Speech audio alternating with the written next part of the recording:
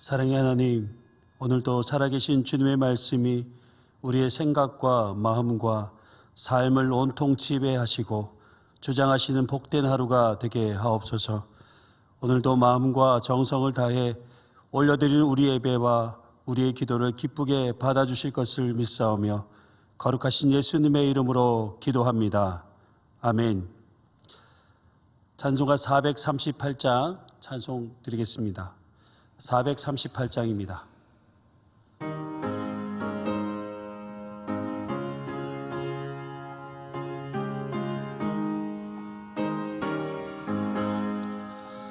내 영혼이 은총 입어 중한 죄질 벗고 보니 슬픔 많은 이 세상도 천국으로 화도다.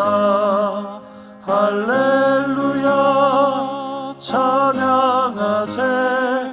내 모든 죄 사함받고 주 예수와 동행하니 그 어디나 하늘나라.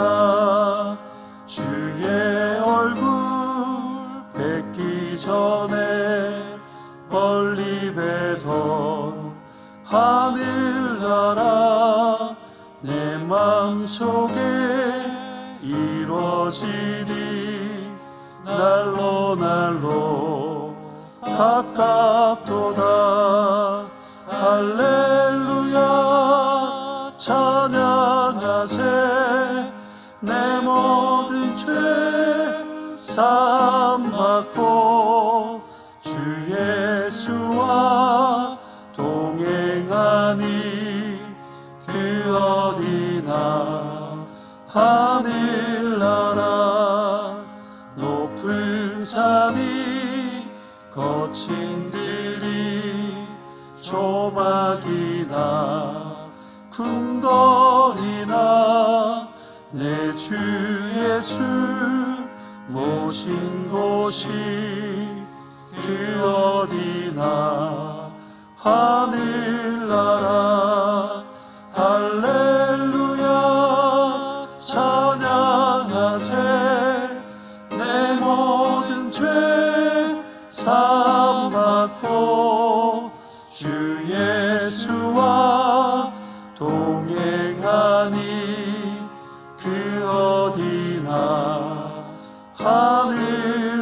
하늘나라. 오늘 우리에게 주신 하나님 말씀은 마태복음 11장 15절에서 19절까지 말씀입니다. 마태복음 11장 15절에서 19절까지 말씀 제가 봉독해 드리겠습니다. 귀 있는 자는 들을지어다. 이 세대를 무엇으로 비유할까? 비유하건대 아들들이 장터에 앉아 제 동물을 불러 이르되 우리가 너희를 향하여 피리를 불어도 너희가 춤추지 않고 우리가 슬피 울어도 너희가 가슴을 치지 아니하였다 함과 같도다. 요한이 와서 먹지도 않고 마시지도 아니하매 그들이 말하기를 귀신이 들렸다 하더니 인자는 와서 먹고 마시매 말하기를 보라 먹기를 탐하고 포도주를 즐기는 사람이요 세리와 죄인의 친구로다 하니 지혜는 그 행한 일로 인하여 옳다함을 얻느니라. 아멘. 천국을 누리는 삶이라는 제목으로 함께 하나님 말씀을 나누고자 합니다. 생명의 삶에 의하면 1절부터 읽어야 하는데 너무 긴 분량이다 보니 축소해서 읽었습니다. 하지만 내용은 1절부터 함께 보도록 하겠습니다. 예수님은 제자들에게 제자도에 대해 가르쳤습니다. 그리고 제자들을 직접 이끄시고 여러 동네를 다니시며 가르치시고 복음을 전파하셨습니다. 그때 세례 요한의 제자들이 찾아와서 예수님께 묻습니다. 오실 그이가 당신입니까? 아니면 다른 사람을 기다려야 합니까? 세례 요한은 왜 이런 질문을 하게 된 것일까요? 헤롯에 의해 감옥에 갇혀 있었던 세례 요한은 예수님께서 하시는 사역들의 내용을 듣고는 좀 실망했던 것 같습니다. 세례 요한은 성령의 감동을 통해 예수님께서 메시아 되심을 확신했습니다. 그래서 유대 백성들 앞에서 내 뒤에 오시느니 바로 예수 그리스도께서 메시아 되심을 선언했습니다. 세례 요한이 기대했던 메시아 상이 있었습니다. 세례 요한이 생각하는 메시아는 성령의 세례를 통해 사람을 일으키고 그 당시 로마 정부를 몰아내고 외적들을 다 쫓아내고 하나님의 왕국을 이 땅 위에 건설할 것이라는 생각을 했던 것 같습니다. 그런데 그의 기대와는 달리 예수님은 메시아로서 하셨던 그 사역들은 병든 자를 고쳐주며 귀신을 쫓아내고 가난한 자들에게 복음을 전파하는 일을 하셨고 세리와 죄인들과 함께 먹고 마신다는 이야기를 듣게 된 것입니다. 그래서 세례 요한의 입장에서 자신이 생각했던 메시아의 모습과는 전혀 다른 모습을 보게 됨으로 인해 메시아에 대한 의심을 하게 된 것입니다. 그래서 제자들을 통해 예수님께 직접 우리가 기다리는 메시아가 당신이 맞습니까? 아니면 다른 사람을 기다려야 합니까? 라고 묻게 된 것입니다. 그러자 예수님은 요한의 제자들에게 너희는 가서 듣고 보는 것을 요한에게 알려주라고 하셨습니다. 세례 요한의 제자들이 본 예수님의 사역들은 구약 성경 곧 이사야 선지자를 통해 예언되었던 메시아가 행하실 일들에 대해 성취하고 계심을 말씀해 주고 있습니다. 예수님은 이사야 선지자가 예언한 이스라엘의 종말론적 구원자와 회복자로 이 땅에 메시아로 오신 것입니다. 그런데 여기서 우리가 생각해 볼 것이 있습니다.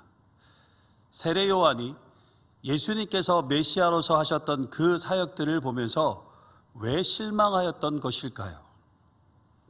예수님께서 세례 요한이 원하는 방식대로 메시아 사역을 해야만 그들이 기다리는 메시아가 되는 것일까요? 사람들 가운데 하나님이 그들이 원하는 방법대로 역사하여 주기를 원할 때가 있습니다. 그래서 자신이 원하는 방법대로 역사하여 주지 않으면 하나님을 의심하고 실망하게 됩니다. 때로는 실족하기도 합니다. 왜 하나님이 사람들이 원하는 방식대로 역사하여야 합니까? 하나님은 하나님의 방법대로 역사하시고 행하시면 됩니다. 여러분, 예수님께서 굳이 세례 요한이 기대한 어떤 메시아의 모습으로 사역할 필요가 있을까요? 그렇지 않습니다. 하나님은 하나님의 방법과 그분의 방식으로 역사하시면 되는 것이고 우리는 그저 그분께서 역사하시는 대로 순종하면 되는 것입니다. 여러분, 하나님 때문에 실족하지 않는 사람이 복이 있습니다. 내가 생각하는 기준에 합당할 때 예수님을 나의 메시아로 인정하는 것이 아니라 예수님 그 자체로 나의 메시아로 인정하고 그분의 역사하심에 온전히 순종하며 믿음으로 살아가는 것이 예수님을 따르는 제자의 삶이라고 할 수 있습니다. 예수님은 자신을 메시아가 맞는지 의구심을 가진 세례 요한에 대해서 평가하지 않으셨습니다. 오히려 그에 대해 칭찬하십니다. 예수님은 세례 요한을 두고 선지자보다 더 나은 자이며 여자가 낳은 자 중에 세례 요한보다 더 큰 이가 일어남이 없도다라고 할 정도로 세례 요한에 대해 칭찬을 아끼지 않으셨습니다. 세례 요한을 이렇게까지 높이 평가하신 이유는 세례 요한이 천국을 도래시키기 위해 이 땅에 오신 메시아 예수님의 길을 준비하였기 때문입니다. 예수님이 그렇게 세례 요한을 크게 칭찬하셨지만 그러나 천국에서는 지극히 작은 자라도 이제 세례 요한보다 크다라고 말씀하셨습니다. 이 말씀은 어떤 의미일까요? 세례 요한은 선지자들 중에서 예수님을 통한 천국의 도래에 가장 가까이에서 예수님의 사역을 직접적으로 준비한 하나님의 사자입니다.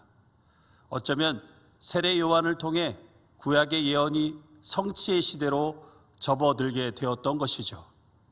하지만 예수님의 제자들은 예수님이 도래시키는 천국에 직접 참여하게 되었고, 예수님의 사역을 이어가는 자들로서 예수님의 사역을 준비하는 요한보다 큰 자가 되는 것입니다. 여러분, 우리 또한 예수님을 믿음으로 천국에 속한 자들 아니겠습니까? 여러분, 우리가 아무리 보잘것없는 자라도 믿음으로 천국을 소유한 우리는 어느 누구보다 크고 존귀한 자들이라는 사실을 잊지 않으셨으면 합니다. 그래서 우리는 천국 백성답게 살아가야 할 이유가 여기에 있는 것입니다.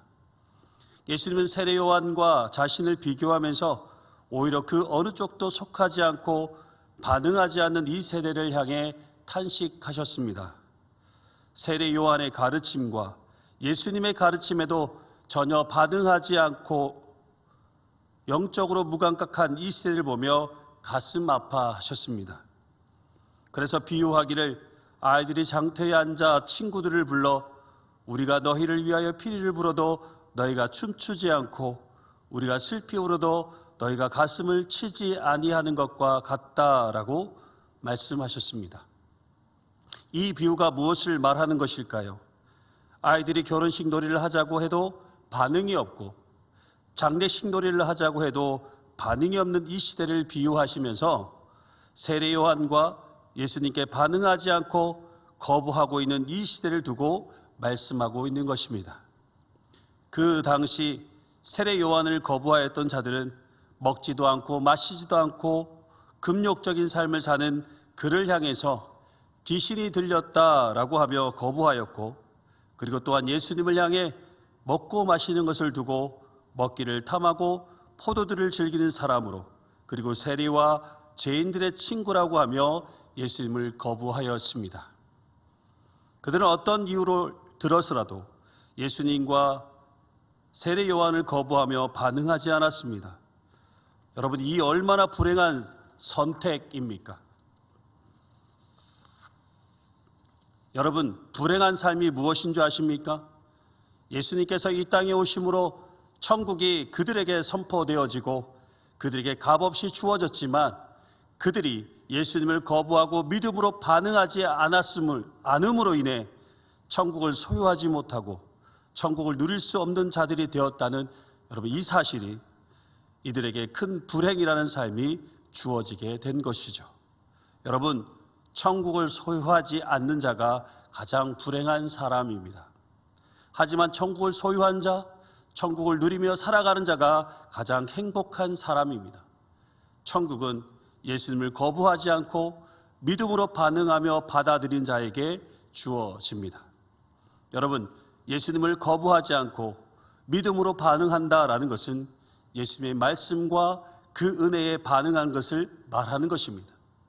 말씀에 반응하는 자, 말씀을 따라 기꺼이 순종하는 자만이 천국을 소유하며 천국을 마음껏 누리며 살게 될 것입니다. 이 시대는 말씀과 은혜가 없는 시대가 아닙니다. 오히려 말씀에 반응이 없는 시대라고 할 수 있습니다. 사랑하는 성도 여러분, 오늘도 하나님의 말씀에 기꺼이 반응하는 하루가 되시길 소망합니다. 그럴 때 말씀의 은혜를 경험하게 되는 것이죠. 말씀의 은혜를 경험하며 살 때 예수님께서 말씀하신 천국을 누리며 살아가는 행복한 삶을 살게 될 것입니다. 주님의 귀한 말씀의 은혜가 오늘을 살아가는 모든 성도님들에게 충만하게 주어지기를 주님의 이름으로 축복합니다. 기도하시겠습니다. 전능하신 하나님, 우리의 생각을 넘어 역사하시는 하나님, 우리가 우리의 생각과 고집을 따라 하나님의 역사와 섭리를 함부로 판단하지 않게 하시고 하나님이 행하시는 일로 인해 실족하지 않도록 우리를 인도하여 주시옵소서. 온전히 하나님의 크심을 믿으며 주님의 말씀과 은혜에 믿음으로 반응하며 순종하며 살아가게 하옵소서. 그리하여 말씀의 은혜를 경험하는 삶을 살게 하시고 천국을 누리며 살아가는 행복한 천국 백성들 되게 하여 주시옵소서. 감사를 드리며 예수님의 이름으로 기도하옵나이다. 아멘. 하늘에 계신 우리 아버지, 아버지의 이름을 거룩하게 하시며 아버지의 나라가 오게 하시며 아버지의 뜻이 하늘에서와 같이 땅에서도 이루어지게 하소서. 오늘 우리에게 일용할 양식을 주시고 우리가 우리에게 잘못한 사람을 용서하여 준 것 같이 우리 죄를 용서하여 주시고 우리를 시험에 빠지지 않게 하시고 악에서 구하소서. 나라와 권능과 영광이 영원히 아버지의 것입니다. 아멘. 오늘도 함께 기도하실 때에 우리에게 주어진 공동의 기도 제목들을 가지고 함께 기도하시겠습니다. 코로나를 위해서 집중적으로 기도해 주시고 세계 선교를 위해서 기도해 주시고 예천 지역을 위해서 또 질병 중에 있는 환우들과 어려움 중에 있는 교우들을 위해 중보 기도해 주십시오. 그리고 한국교회와 우리 교회 예배 회복과 성도들의 영성 회복을 위해서 기도해 주십시오. 그리고 여러분의 개인적인 기도 제목을 가지고 함께 기도하시겠습니다. 기도하시겠습니다.